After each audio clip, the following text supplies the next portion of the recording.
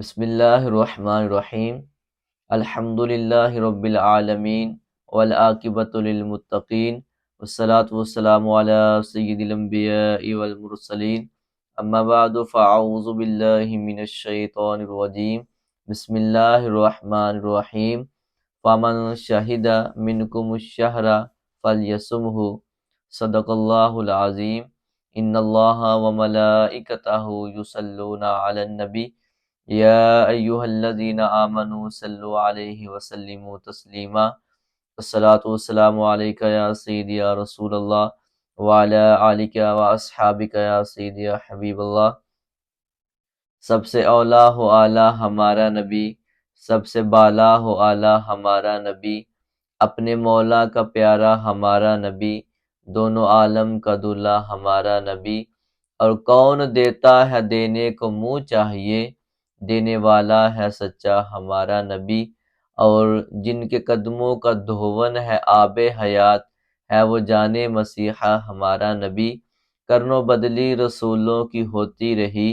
کرنو بدلی رسولوں کی ہوتی رہی، چاند بدلی سے نکلا ہمارا نبی، سب سے اولا و اعلیٰ ہمارا نبی، سب سے بالا و اعلیٰ ہمارا نبی، اپنے مولا کا پیارا ہمارا نبی، دونوں عالم کا دولہا ہمارا نبی۔ اللہ پاک کی حمد و ثنا کے بعد اور درود لامحدود نبی مکرم شفیع معظم حضرت جناب محمد مصطفیٰ صلی اللہ علیہ وآلہ وسلم کی بارگاہ اقدس کے اندر پیش کرنے کے بعد، میرے نہایت ہی بزرگوں دوستو، السلام علیکم ورحمۃ اللہ وبرکاتہ۔ حضرات محترم، ہم اللہ پاک کا بے حد و بے شمار مرتبہ شکر ادا کرتے ہیں کہ جس نے رمضان المبارک کا عظیم مہینہ ہمیں عطا فرمایا ہے۔ یہ مہینہ اللہ پاک کا مہمان مہینہ ہے، اور اللہ پاک کی طرف سے بے حد و بے شمار نعمتیں اس مہینے کے اندر سایہ فگن ہے۔ بندہ مومن کو چاہیے کہ ان ساری کی ساری رحمتوں کو، ان ساری کی ساری فضیلتوں کو سمیٹتے ہوئے، جس طرح اللہ پاک نے اور اللہ کے رسول نے صلی اللہ علیہ وآلہ وسلم ہمیں حکم دیا، اسی کے مطابق اگر ہم اس رمضان کو گزاریں گے تو ہم اس دنیا میں بھی کامیاب ہیں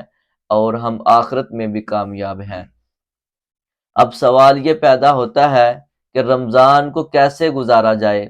ایسے کون سے کام کریں گے کہ جن کی وجہ سے ہم رمضان کو گزار سکیں گے۔ تو ہم اللہ پاک کی لاریب کتاب سے آج کے موضوع کو شروع کرتے ہیں۔ اللہ پاک نے اپنی لاریب کتاب کے اندر یہ ارشاد فرمایا کہ فمن شاہد منکم الشہر فلیصمہ، اے بندہ مومن، جب بھی تمہاری زندگی میں جتنے سال بھی رمضان آئے گا تو تم نے کرنا کیا ہے۔ سوال یہ پیدا ہوتا ہے کہ کرنا کیا ہے، اور اللہ پاک نے ہمیں یہ حکم دیا ہے کہ فمن شاہد منکم الشہر فلیصمہ، کہ پس تم میں سے جو کوئی بھی رمضان کے مہینے کو پائے تو سب سے پہلا کام یہ ہے کہ تم نے اس مہینے کے اندر روزے رکھنے ہیں۔ تو روزے رکھنا یہ ہر کسی کی توفیق کی بات نہیں، یہ اللہ پاک جس کو توفیق دیتا ہے وہی اللہ پاک کے حکموں پر پورا پورا عمل کرتا ہے۔ تو رمضان، یہ بندہ جتنے بھی پورا سال گناہ کرتا رہتا ہے، تو رمضان ایک ایسا مہینہ ہے کہ اللہ پاک ان تمام گناہوں کا کفارہ بنا دیتا ہے۔ یعنی رمضان کو اگر بندہ انسان اللہ کے اور اس کے بتائے ہوئے رسول کے طریقے کے مطابق اگر ہم رمضان المبارک کو گزاریں گے تو اس کا ہمیں فائدہ یہ ہوگا کہ ہمارے پچھلے جتنے بھی گناہ ہیں وہ معاف کر دیے جاتے ہیں۔ تو ان گناہوں سے مراد گناہ صغیرہ ہے، یعنی کہ چھوٹے گناہ، اور جو گناہ کبیرہ ہے، بڑے گناہ، علماء کرام فرماتے ہیں کہ جب تک بندہ پکی اور سچی توبہ نہیں کر لیتا اس وقت تک وہ گناہ معاف نہیں کیے جاتے۔ تو آئیے اس رمضان کو ایسے گزاریں۔ سوال یہ تھا کہ رمضان کو کیسے گزارا جائے، تو آئیے اس رمضان کو ہم ایسے گزاریں کہ ہم اپنے گناہ صغیرہ سے بھی توبہ کریں اور گناہ کبیرہ سے بھی توبہ کریں، اور مالک کے حضور یہ دعا کریں کہ یا اللہ ہم اس رمضان کو اس طرح گزاریں گے اور اپنی آنے والی زندگی کو اس طرح گزاریں گے کہ مالک کبھی ہمیں گناہوں کی طرف نہ لے کر جانا، اور کوشش بھی کریں گے کہ اور ساتھ توبہ بھی کریں گے کہ ہم آئندہ ایسا کوئی کام نہیں کریں گے کہ جس سے اللہ اور اس کے رسول کی ناراضگی ہو۔ اگر ہم آج کسی سے یہ کہہ دیں کہ بھائی آپ زیادہ موبائل نہ چلایا کریں، بھائی آپ زیادہ فحاشی والی فلمیں نہ دیکھا کریں، آپ ڈرامے نہ دیکھا کریں، تو وہ آگے سے جواب یہی آتا ہے کہ جناب اب ہم کیا کریں، ہماری عادت ہو چکی ہے۔ ہم اگر کسی کو کہیں کہ جناب آپ شراب نہ پیا کریں، تو آگے سے جواب آتا ہے کہ جناب قاری صاحب کیا کریں، مفتی صاحب کیا کریں، ہماری عادت ہو چکی ہے۔ اگر ہم کسی کو یہ کہیں کہ جناب آپ مسجد میں آئیں، آپ نماز ادا کریں، تو وہ کہتا ہے کہ جناب میری عادت یہ ہو چکی ہے کہ میں نماز نہیں پڑھتا، کیونکہ میری عادت کے اندر یہ چیزیں شامل ہیں۔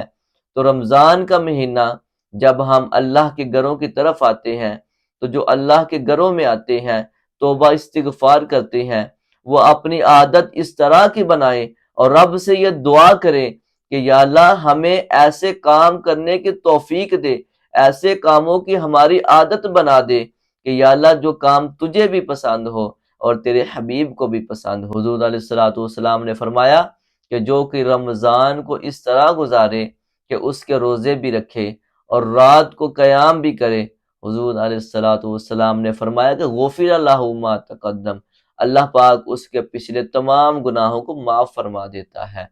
تو رمضان المبارک کو ایسے گزاریں کہ جس طرح ہمیں گزارنے کا حق حاصل ہے۔ تو اسی طرح حضور علیہ الصلوۃ والسلام نے فرمایا کہ اے میرے صحابہ، اگر تم یہ جان لو نا کہ رمضان کی کتنی زیادہ فضیلت ہے،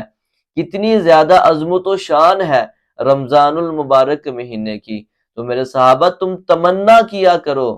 تم دعائیں کیا کرو گے کہ یا اللہ ہماری پوری زندگی ہی رمضان میں گزار دے، کہ اتنا زیادہ اجر و ثواب ہے اس مہینے کے اندر۔ اور آقا علیہ الصلوۃ والسلام کا بہت ہی پیارا فرمان ہے، میرے حضور فرماتے ہیں اے لوگوں، جب رمضان کا مہینہ آتا ہے نا، جب پہلی رات آتی ہے، تو اسی وقت اللہ پاک تمام جنت کے دروازوں کو کھول دیتا ہے، اور حضور نے فرمایا کہ اللہ پاک جہنم کے دروازوں کو بند کر دیتا ہے، اور آقا علیہ الصلوۃ والسلام نے فرمایا کہ شیطان کو اللہ پاک زنجیروں کے ساتھ جکڑ کر سمندروں کی تہوں میں پھینک دیتا ہے کہ میرا بندہ مومن جتنی ہو سکے میری عبادت کرے، میرے حضور جھکے، اور جھکنے کے ساتھ ساتھ ہمیں ان تمام گناہوں سے توبہ کرنی چاہیے کہ جن سے اللہ اور اس کے رسول کی ناراضگی ہے۔ مثال کے طور پر سود سے ہم توبہ کریں، اور ملاوٹ سے، دھوکہ بازی سے ہم توبہ کریں، فحاشی والے کاموں سے ہم توبہ کریں، جتنے بھی بڑے بڑے گناہ ہیں ان سے ہم سچی توبہ کر کے اگر ہم اللہ کے حضور آ جائیں گے، تو پھر اللہ پاک ہمیں ایسے ایسے انعام و اکرام سے نوازے گا کہ ہمارا وہم و گمان بھی نہیں ہوگا، کیونکہ اللہ پاک نے فرمایا کہ میں نے اپنے بندہ مومن کے لیے جنت تیار کر رکھی ہے۔ اور جنت کی اگر ہم تھوڑی سی نظیر کو سمجھیں، اس کی تھوڑی سی فضیلت کو، عظمت کو سمجھیں، تو قرآن کہتا ہے ہم فیہا خالدون، یہاں دنیا میں آئے ہیں تو ہمارے ذہنوں میں یہ بات ڈال دی گئی ہے کہ بیٹا ایک نہ ایک دن فوت ہو جانا ہے، بچے بھی فوت ہو رہے ہیں، بڑے بھی فوت ہو رہے ہیں، بزرگ بھی اس دنیا فانی سے جا رہے ہیں، لیکن یہ بات ہمارے ذہنوں میں آ چکی ہے کہ ہم نے فوت ہونا ہی ہونا ہے، کل من علیہا فان، ہر چیز نے فنا ہونا ہے، کل نفس ذائقۃ الموت، ہر چیز نے موت کا ذائقہ چکھنا ہے۔ یہ بات بالکل حقیقت اور اٹل ہے۔ ایک تحقیق کے مطابق اس پوری دنیا کے اندر تقریباً 4200 مذہب پائے جا رہے ہیں،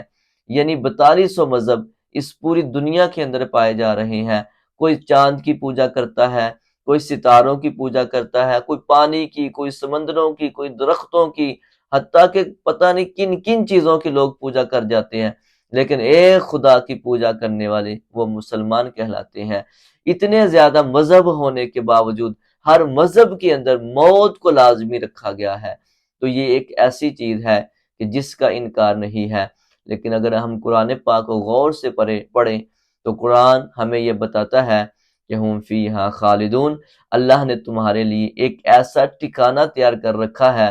کہ ہم فیہا خالدون، تم اس میں ہمیشہ ہمیشہ کے لیے رہو گے۔ تو اللہ پاک نے یہ چند ایک بہانے اپنا بندہ مومن کو بخشنے کے لیے، بندہ مومن کے گناہوں کو معاف کرنے کے لیے رمضان جیسے مہینے ہمیں عطا فرمائے ہیں۔ اور اسی طرح آقا علیہ الصلوۃ والسلام نے فرمایا کہ انسان جو بھی عمل کرتا ہے اس کی جو جزا ہے وہ متعین کر دی گئی ہے۔ آقا علیہ الصلوۃ والسلام نے فرمایا کہ روزہ ایک ایسا عمل ہے، ایک ایسی عبادت ہے، اور جتنی بھی عبادات ہیں سب کی جو جزا ہے وہ متعین کر دی گئی ہے، لیکن آقا علیہ الصلوۃ والسلام نے فرمایا کہ روزہ ایک ایسی عبادت ہے کہ جس کی جزا اللہ رب العزت کل قیامت والے دن اپنے بندہ مومن کو عطا فرمائے گا۔ تو اللہ پاک جو اپنی جزا عطا فرمائے گا، حضور نے فرمایا کہ وہ اللہ پاک اس بندے کو جنت عطا فرما دے گا۔ تو یہ چھوٹی عبادت نہیں ہے، اس کے لیے شرط یہ ہے، اب یہ ساری کی ساری فضیلتیں، ساری کی ساری عظمتیں بندہ مومن کے لیے ہیں، کہ جو پکا اور سچا عاشق رسول ہے، کسی بے ایمان کے لیے نہیں، کسی بد مذہب کے لیے نہیں، منافق کے لیے نہیں، گستاخ کے لیے نہیں، جو حضور کا ماننے والا ہے۔ یہ کہ ساری کی ساری عظمت و شانیں اس بندہ مومن کے لیے ہے جو اپنے ایمان کے اندر کامل اور مخلص انسان ہے۔ اور اسی طرح آقا علیہ الصلوۃ والسلام نے ارشاد فرمایا کہ جنت کے 8 دروازوں میں سے ایک دروازے کا نام باب الریان ہے، اور میرے حضور فرماتے ہیں کہ وہ دروازہ ایسا ہے کہ اس دروازے کے پاس کوئی صدا لگانے والا یہ صدا لگائے گا کہ ہے کوئی روزے دار، اس وقت روزے دار اس دروازے کے پاس آ جائیں گے، اور اللہ پاک اس باب الریان کے اندر سے اپنے جو روزے دار لوگ ہوں گے ان کو اندر داخل فرما لے گا۔ آج اگر ہم انسانی زندگی کو اور آخرت کی زندگی کو دیکھتے ہیں تو اکثر یہ دیکھنے میں آ رہا ہے کہ انسان اپنی دنیا کی زندگی کو ہی سارا کچھ سمجھ کے بیٹھا ہے، ہر چیز مال و متاع جمع کرنے میں لگا ہے، ہر چیز یہ نہیں دیکھتا یہ حرام ہے یہ حلال ہے، بلکہ اگر ہم اپنے ملک پاکستان کی بات کریں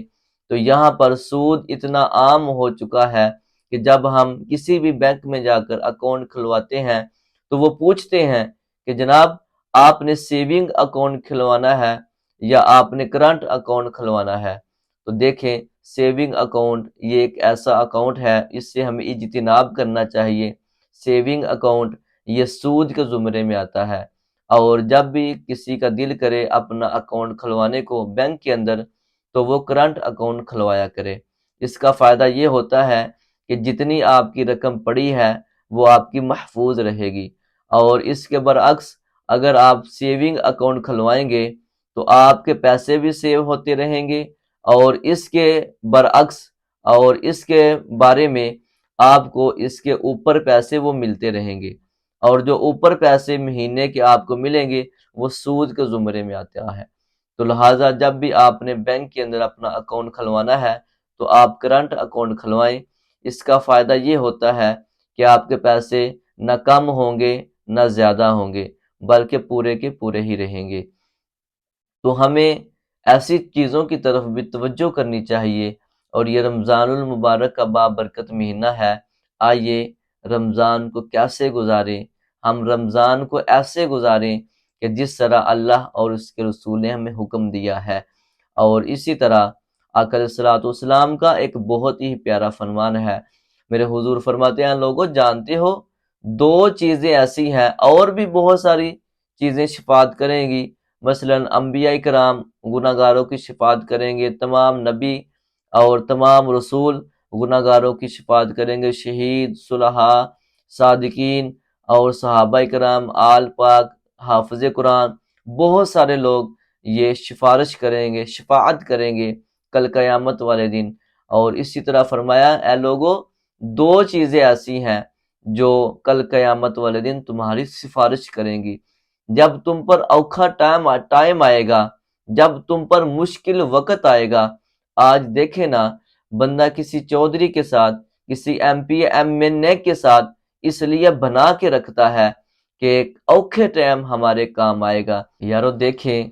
کہ مشکل وقت بتائیں نجات سے زیادہ بھی کوئی مشکل وقت ہوگا، بتائیں حشر سے بھی زیادہ کوئی مشکل وقت ہوگا، تو حشر کے اندر جس ہستی نے کام آنا ہے اسے آمینہ کا لال کہتے ہیں۔ تو آج ہمیں اپنے تعلق کو حضور علیہ الصلوۃ والسلام کے ساتھ مضبوط کرنا ہوگا۔ آج ہمیں دنیا میں رہتے ہوئے آقا علیہ الصلوۃ والسلام سے محبت کا دامن تھامے رکھنا ہوگا، اور محبت کا دامن تھامنے کی سب سے بڑی دلیل یہ ہے کہ اپنے رشتے کو مضبوط بنانے کا سب سے جو اچھا طریقہ ہے وہ یہ ہے کہ ہم ہر وقت آقا علیہ الصلوۃ والسلام پر درود و سلام پڑھتے رہیں۔ وہ کیا، کسی نے پنجابی کی ایک مثال میں کہا کہ ہاتھ کارول تے دل یارول، یعنی ہاتھ اپنے کما کاراں ول رکھو تے اپنا جڑا دل ہے وہ اپنے نبی دی طرف رکھو، اللہ دی طرف رکھو، او دے رسول دی طرف رکھو۔ اس کا فائدہ یہ ہوتا ہے کہ ہم دنیا میں بھی کامیاب ہوں گے اور ہم آخرت میں بھی کامیاب ہوں گے۔ حضور علیہ الصلوۃ والسلام نے فرمایا، لوگوں دو چیزیں ایسی ہیں جو کل قیامت والے دن تمہارے اوپر جب مشکل وقت آئے گا، جب اوکھا ویلا آئے گا، اس وقت تمہارے کام آئے گی۔ عرض کیا گیا یا رسول اللہ وہ کون کون سی چیزیں ہیں؟ حضور علیہ الصلوۃ والسلام نے فرمایا کہ جس کی زندگی میں رمضان آیا ہو اور اس نے رمضان کو اچھے طریقے سے گزارا ہو تو وہ کل قیامت والے دن رمضان تمہاری سفارش کرے گا اور اللہ پاک اس سفارش کو قبول بھی فرما لے گا، اور فرمایا کہ قرآن یہ بھی تمہاری سفارش کرے گا۔ اگر ہم دنیا میں رہتے ہوئے قرآن پاک کو اچھے طریقے سے پڑھیں گے، سمجھ کر پڑھیں گے، اس پر عمل کریں گے، تو یہ کل قیامت والے دن یہ بھی ہماری سفارش کرے گا، اور اللہ پاک رمضان کی اور قرآن کی سفارش کو قبول بھی فرما لے گا اور اس کے بدلے میں ہمیں جنت عطا فرمائے گا۔ تو آئیے رمضان کو کیسے گزاریں، اس کے موضوع کے اندر ہم رمضان کو روزے رکھ کر گزاریں گے، اور رمضان کے اندر ہم قرآن پاک بھی پڑھیں گے، اور رمضان المبارک کے اندر ہم ایسے انشاءاللہ کام کریں گے کہ جن سے اللہ اور اس کا رسول راضی ہو۔ دنیا میں آنے کا مقصد یہی ہے کہ ہم اللہ کو اور اس کے رسول کو راضی کر کے جائیں۔ تو فمن شاہدہ منکم الشہر فلیصمہ، اللہ رب العزت نے فرمایا کہ پس تم میں سے جو کوئی رمضان المبارک کو اپنی زندگی کے اندر پائے تو اس کے روزے رکھے۔ تو ہمیں یہ نہیں سوچنا چاہیے کہ آج تھوڑا سا بیمار ہے یا آج تھوڑا سا سفر کرنا ہے تو ہم روزے کو چھوڑ دیں، نانا۔ تو آج یہ بھی نہیں کرنا کہ آج اس دوست نے روزہ نہیں رکھا تو میں بھی نہ رکھوں، آج میری امی نے روزہ نہیں رکھا یا میرے ابو نے روزہ نہیں رکھا تو میں کیوں روزہ رکھوں؟ نانا، ہم انشاءاللہ روزے بھی رکھیں گے، اللہ کی عبادت کریں گے، اور اس کے رسول صلی اللہ علیہ وآلہ وسلم پر درود و سلام بھی پڑھیں گے، اور اپنے ماں باپ کا کہنا بھی مانیں گے۔ تو آئیے اس رمضان کے اندر ایسی نیتیں کریں، ایسے کام کریں کہ جن سے اللہ اور اس کا رسول راضی ہو۔ اللہ پاک ہم سب کو زیادہ سے زیادہ نیکیوں والے کام کرنے کی توفیق عطا فرمائے۔